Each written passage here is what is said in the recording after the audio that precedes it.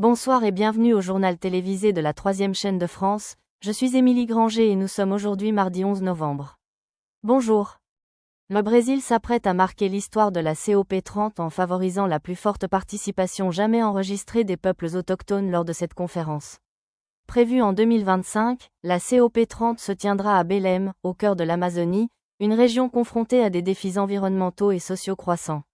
Le gouvernement brésilien fait de l'inclusion des communautés autochtones une priorité, reconnaissant leur rôle essentiel dans la préservation de la biodiversité et la lutte contre le changement climatique.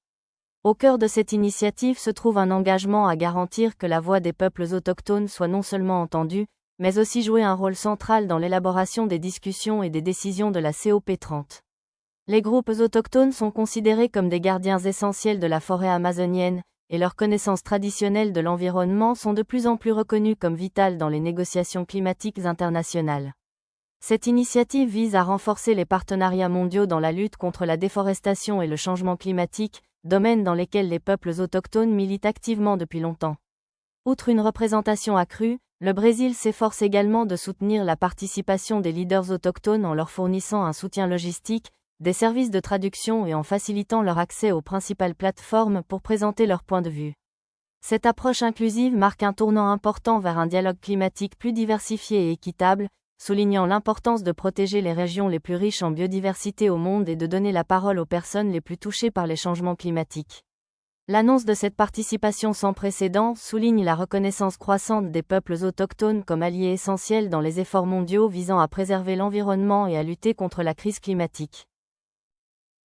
Aujourd'hui, à l'ambassade des États-Unis à Robloxia, l'actuel homme politique suisse Fabrice Hamann et l'ancien secrétaire d'État aux affaires constitutionnelles et ambassadeur plénipotentiaire des États-Unis, Mark Jones, ont prononcé un discours intitulé « La victoire de Trump sur le blocage budgétaire a plongé les républicains dans un bourbier politique », comme l'ont déclaré les gouverneurs suisses.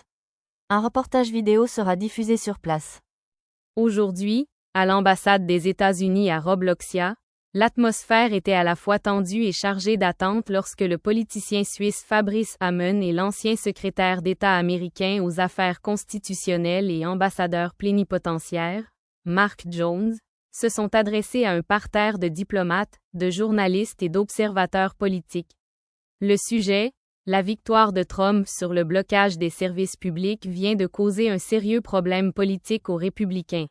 Comme l'ont déclaré les gouverneurs suisses, a donné le ton à une discussion à la fois analytique et pleine de mise en garde. Filmé pour un reportage à venir, l'événement a donné lieu à un échange saisissant entre le pragmatisme européen et l'introspection politique américaine. Fabrice Hamann a ouvert la séance en rappelant les propos des gouverneurs suisses, selon lesquels les victoires à court terme masquent souvent une instabilité à long terme.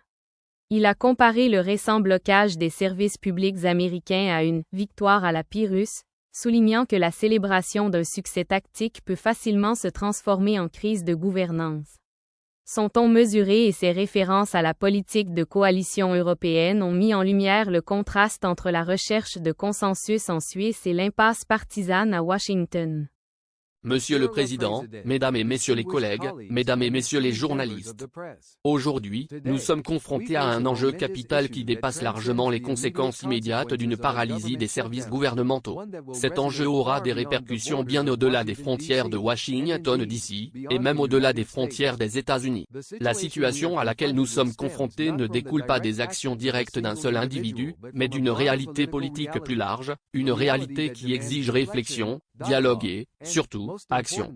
La récente paralysie des services gouvernementaux, conséquence directe du blocage partisan, a placé le Parti républicain dans une position politique précaire, une position qui exigera une grande habileté politique dans les mois à venir. Si certains peuvent considérer cette paralysie comme une victoire tactique, notamment au regard de la présidence de Donald Trump, il est clair que cette victoire a engendré d'importantes conséquences imprévues. Elle a non seulement provoqué d'immenses perturbations dans le fonctionnement du gouvernement, mais a également déclenché déclenché une tempête politique à laquelle les républicains doivent désormais faire face. Dans leurs récentes déclarations, les gouverneurs suisses ont souligné un point crucial: si des victoires à court terme peuvent apporter une satisfaction immédiate à certaines factions au sein du parti, leurs conséquences à long terme sont bien plus importantes. Une paralysie des services publics, quelle qu'en soit la justification, envoie un message clair à la population: ceux qui sont chargés de gouverner sont incapables, ou refusent, de remplir leurs devoirs fondamentaux. Cette perception nuit à la crédibilité du Parti républicain, qui se targue de ses principes de responsabilité budgétaire, de gouvernance efficace et d'unité nationale.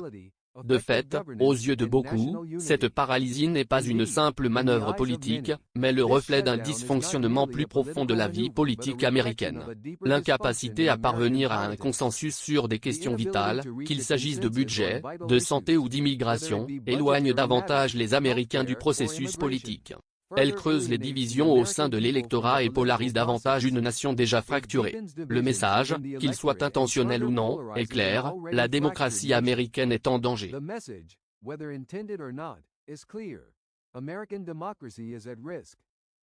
De plus, la paralysie des services fédéraux a exposé le Parti républicain aux critiques des deux camps.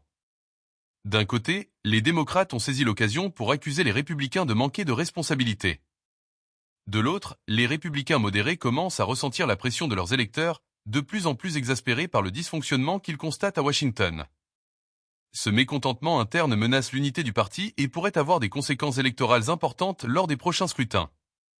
Soyons clairs, cette période, aussi difficile soit-elle, recèle des opportunités.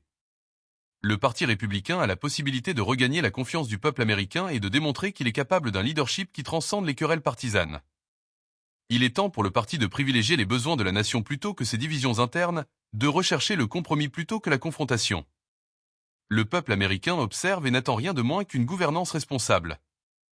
En conclusion, si la paralysie des services fédéraux a pu apparaître comme une victoire à court terme, le véritable défi reste à venir.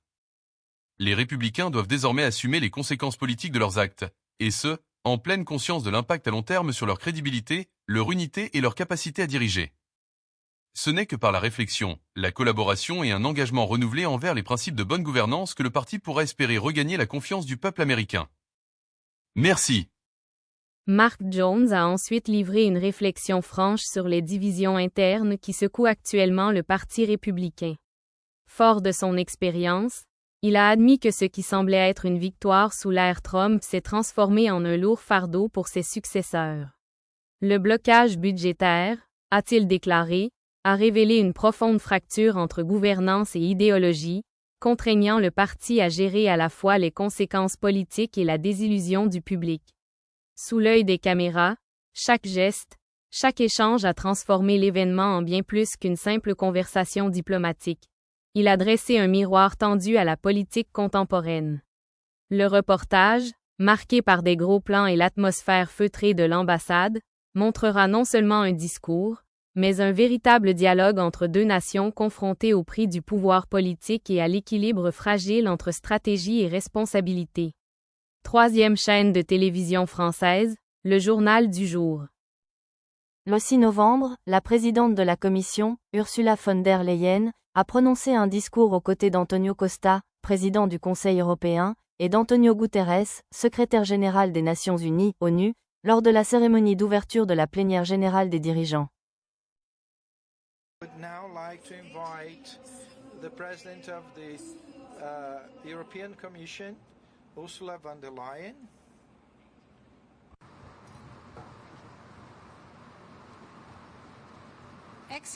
Excellence, nous sommes ici aux portes de la forêt amazonienne. Avec de grandes ambitions, il faut que ce soit la clé pour maintenir le réchauffement climatique à 1,5 degré Celsius. À portée de main, la COP qui renforce notre détermination à tripler la part des énergies renouvelables et à doubler l'efficacité énergétique d'ici 2030. La COP qui apporte des solutions concrètes aux pays les plus vulnérables au impact dévastateur du changement climatique. Et l'Union européenne est prête à contribuer. Les énergies renouvelables produisent aujourd'hui près de la moitié de notre électricité. Nous sommes en bonne voie d'atteindre notre objectif pour 2030.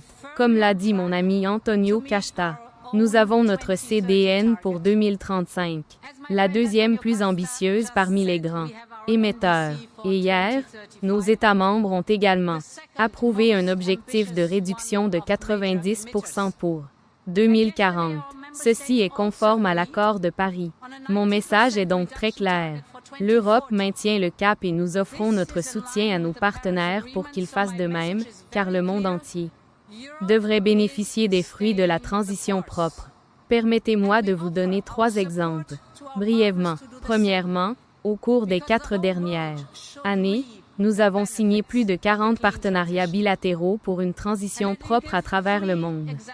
Ils créent des emplois et de la croissance dans les pays partenaires, tout en introduisant des produits propres sur nos marchés. Deuxièmement, nous demeurons le plus important contributeur au financement climatique au monde. La semaine dernière, nous avons contribué à hauteur de plus de 34 milliards d'euros au financement public climatique, soit une augmentation de plus de 10% par rapport à l'année précédente. Et grâce à la plateforme mondiale, nous continuerons à mobiliser des investissements pour la transition propre à l'échelle mondiale. Troisièmement, avec notre groupe de travail sur la tarification du carbone, nous aidons nos partenaires à mettre en place leur propre système d'échange de quotas d'émissions, car la tarification du carbone s'est avérée être l'outil le plus efficace de la lutte contre le changement climatique. Excellence, en tant qu'Union européenne, nous ferons notre part pour que cette COP30 soit un succès. Nous sommes ici pour réaffirmer nos engagements, nous efforcer d'accélérer encore leur mise en œuvre, combler les dernières lacunes, renforcer nos partenariats et réaliser de véritables progrès. Merci.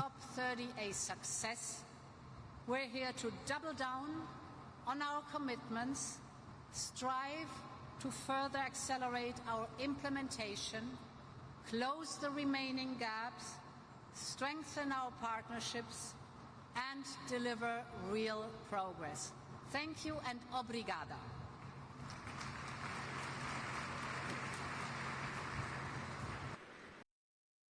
Cet article analyse les efforts déployés par le chef de la majorité sénatoriale, Chuck Schumer, pour éviter une paralysie des services publics alors que l'échéance approche.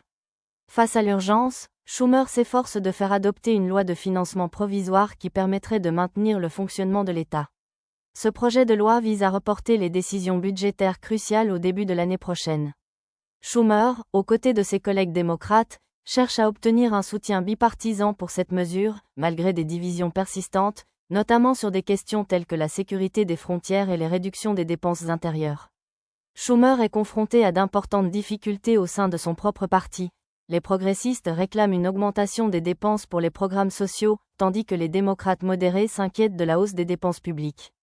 L'enjeu est de taille, car une paralysie des services publics pourrait avoir des conséquences considérables, notamment la mise en congé forcé de fonctionnaires fédéraux et la perturbation des services essentiels. Le leadership de Schumer est mis à l'épreuve alors qu'il navigue dans les méandres de la politique partisane, s'efforçant de concilier les exigences des ailes gauche et centre de son parti. L'article souligne comment l'issue de ce débat sur le financement pourrait ouvrir la voie à des négociations plus larges sur le budget fédéral et les principales priorités législatives de l'année à venir. Alors que le temps presse, Schumer reste concentré sur la prévention d'une paralysie des services publics, mais la voie à suivre demeure incertaine, avec des obstacles potentiels des deux côtés de l'hémicycle. Et merci beaucoup d'avoir regardé le journal télévisé aujourd'hui. C'est Émilie Granger qui vous dit au revoir. Le prochain journal sera diffusé demain à la même heure avec Mathieu Augustin. Passez une bonne journée, bonne nuit et au revoir.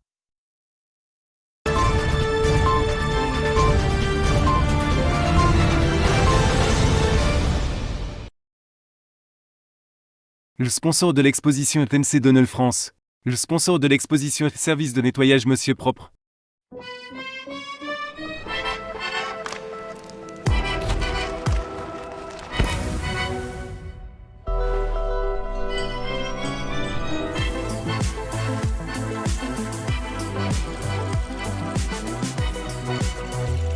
Découvrez notre tout nouveau Mac Baguette, uniquement disponible en France.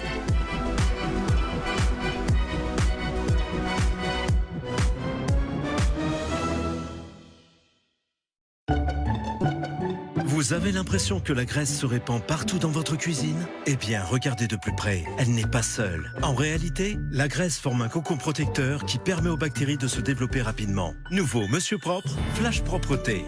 Dissout rapidement la graisse tout en éliminant 99,9% des bactéries et le virus de la Covid-19. Pour des surfaces impeccablement propres et saines, tous les jours, sans effort. C'est ça, la propreté de Monsieur Propre. Monsieur Propre.